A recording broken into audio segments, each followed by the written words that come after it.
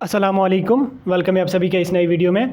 जैसे आप सभी को पता है कि पीएमएसएस सेशन 22-23 की जो चॉइस फिलिंग है वो चल रही है यहाँ पे।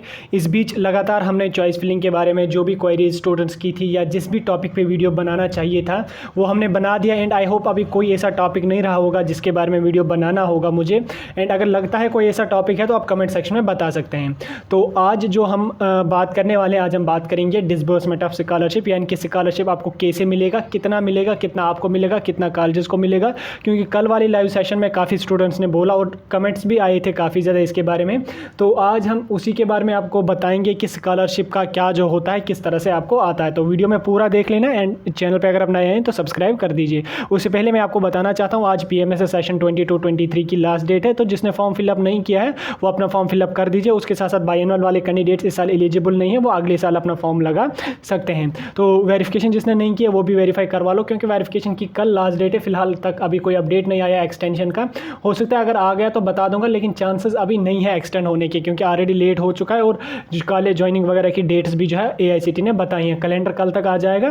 तो चलिए हम अपने टॉपिक पे बात कर लेते हैं, स्कॉलरशिप किस तरह से आता है, क्या आता है। तो फर्स्ट ऑफ ऑल आपकी जब इंशाल्लाह सिलेक्शन होगी, 5000 कैंडिडेट्स की जब सिलेक्शन होगी तो वो कॉलेज में जब ज्वाइन कर लेंगे, कॉलेज में ज्वाइन करने के बाद डीबीटी उनको करना होता है। डीबीटी में अपने बैंक की डिटेल्स वगैरह डालनी होती है, वो उस टाइम में समझा दूंगा कैसे करना है। तो वो सब करने के बाद आपको 20,000 पहले आ जाएंगे, 20,000 आपको अपने अकाउंट में आ जाएंगे।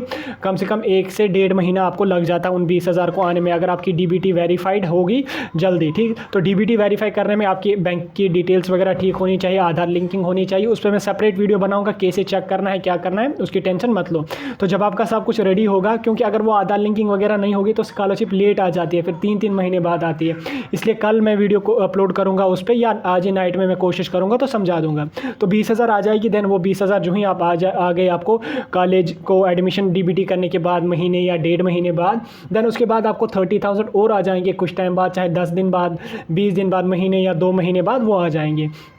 तो पर सेमेस्टर आपको 50,000 मिलेगा, चाहे आप कोई भी कोर्स कर रहे हैं, जनरल कोर्स कर रहे हैं, प्रोफेशनल कर रहे हैं, मेडिकल कर रहे हैं। ठीक, तो 50,000 आपको पर सेमेस्टर मिलेगा। इनके जैसे नर्सिंग के कैंडिडेट्स को ईयर वाइज होता है, उनको भी जो है ईयर में 1 लाख मिलेगा, और बाकी के कैंडिडेट्स को भी ईयर में 1 लाख मिलेगा। 20,000 पहले मिलेगा, देन 30,000 उसके बाद। देन उसके बाद कुछ जब आप जिनका सेमेस्टर वाइज होता है उनको फिर एग्जाम देना होता है 1 सेमेस्टर का, उसके उनका रिजल्ट आ गया तो फिर उसके बाद उनको एक सर्टिफिकेट अपलोड करवानी होती है कॉलेज से, कंटिन्यूशन उसको कहते हैं, और मार्कशीट अपनी डालनी होती है। तो आपको नेक्स्ट सेमेस्टर का आ जाएगा। देन उसके बाद सेकंड सेमेस्टर में आप पहुंच जाओगे, तो सेकंड सेमेस्टर में जब आप एग्जाम दे दोगे तो उसके बाद प्रमोशन सर्टिफिकेट डालनी होती है, देन मार्कशीट। उसी तरह से थर्ड सेमेस्टर में जाओगे, कंटिन्यूशन सर्टिफिकेट, देन मार्कशीट। इस तरह की प्रोसेस आपको चलती रहेगी।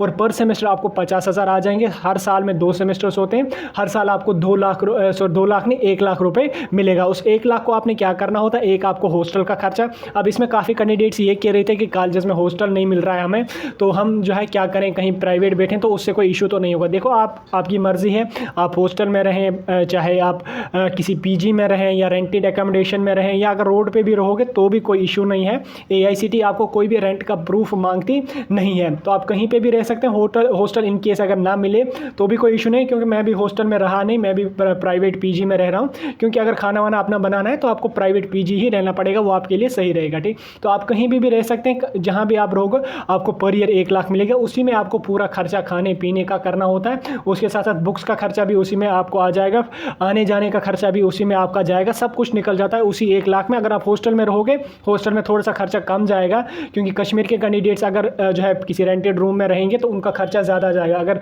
जम्मू के कैंडिडेट्स रेंटेड रूम में रहेंगे तो उनका खर्चा थोड़ा सा कम जाता है, क्योंकि जम्मू के कैंडिडेट जो है वो रोटी वगैरह ज़्यादा खाते हैं, और कश्मीर के जो कैंडिडेट्स हैं उनको और भी बहुत कुछ खाना होता है, तो उससे जो है उनका थोड़ा सा खर्चा ज़्यादा जाता है। तो इसलिए अगर आप हॉस्टल में रहोगे तो हॉस्टल में आपको ज़्यादा से ज़्यादा 50,000 तक खर्चा जाएगा। फ़ी वगैरह सब कुछ, खाने पीने रहने का खर्चा नॉर्मली हॉस्टल्स में 40 से 50,000 तक गवर्नमेंट हॉस्टल्स में जाता है। हाँ, अगर आप एसी वाला ढूंढोगे तो उसमें तो आपको खर्चा थोड़ा सा ज़्यादा ही चला जाएगा। ये हो गया आपको जो आपके अकाउंट में आ जाएगी। देन उसके बाद नेक्स्ट जो स्कॉलरशिप होती है वो होती है जो एकेडमिक फ़ी होती है। एकेडमिक फ़ी कितनी होगी, जो प्रोफेशनल करेंगे उनको 1.25 लाख तक मिलेगी, जो जनरल कोर्स करेंगे उनको 30,000 मिलेगी, और जो मेडिकल MBBS BDS करेंगे उनको 3 लाख तक मिलेगा। अब 3 लाख तो ये वो आपके अकाउंट में नहीं डालेंगे, या 1.25 लाख वो आपके अकाउंट में नहीं डालेंगे, वो डायरेक्टली कॉलेज के अकाउंट में आ जाए। जिस तरह आपकी रजिस्ट्रेशन होती है उस तरह कॉलेज की भी रजिस्ट्रेशन होती है, उस तरह कॉलेज की भी डीबीटी होती है, वो भी वेरीफाई करती है AICTE। देन उसके बाद कॉलेज के अकाउंट्स में आपकी फ़ी जो है वो सब उसी के अकाउंट में चले जाएगी। उसके साथ आपको कुछ भी नहीं है, ना ही आपने कॉलेज में कोई फ़ी पे करनी होती। इवन कि जो आपकी इनरोलमेंट फ़ी होगी, एग्जामिनेशन फ़ी होगी, या यूनिवर्सिटी की जो इनरोलमेंट है उसकी फ़ी होगी, आई कार्ड फ़ी वगैरह सब कुछ AICTE आपको प्रोवाइड कर लेगी।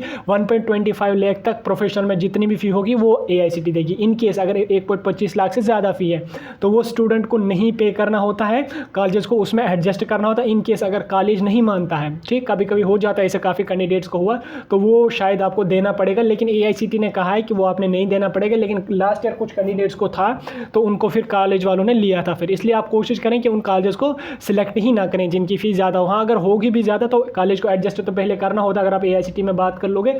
अगर ना हुई तो फिर आपको देना, पहले तो कॉलेज को एडजस्ट करना होता है, क्योंकि AICTE की गाइडलाइंस है स्टूडेंट को नहीं देना होता है। उसके साथ साथ जो ऑन योर ओन पे यानी कि MBBS BDS करेंगे, अगर उसमें आपकी फ़ीस ज़्यादा होती है, या JEE के स्कोर पे आप कहीं एडमिशन लेते हो ऑन योर ओन वाले पे, चॉइस फिलिंग के बिना, या आप कोई भी कोर्स चॉइस फिलिंग के बिना करते हो, जैसे B आर्किटेक्चर वगैरह होता है, B LLB होता है, अगर उसमें फ़ी जो है ज़्यादा होती है तो वो AICTE नहीं देगी, वो स्टूडेंट को ही देना पड़ेगा, और कॉलेज वाले उसमें मानते नहीं हैं। तो चलिए वीडियो को हम यहीं पे ख़त्म कर लेते हैं। ये वीडियो एक डिटेल में था फ़ी के बारे में और स्कॉलरशिप के बारे में, कैसे आती है, क्या आती है। इस बीच एक इंपॉर्टेंट पॉइंट यहाँ पर रहता है कि आपका बैंक अकाउंट की डिटेल्स वगैरह कैसे सही होनी चाहिए, ताकि आपको स्कॉलरशिप जो है वो टाइम पर आ जाएगा। और आज नाइट में मैं कोशिश करूँगा अपलोड करने की, अगर नहीं हुआ तो कल मॉर्निंग में डेफिनेटली वो वीडियो अपलोड हो जाएगा। तो चलिए वीडियो को यहीं पे खत्म कर लेते हैं। कोई कंफ्यूजन डाउट है कमेंट सेक्शन में बता सकते हैं, नहीं तो आने वाले कोई भी टॉपिक या कोई भी कंफ्यूजन हो उसके बारे में वीडियो चाहिए तो कमेंट सेक्शन में बता सकते हैं।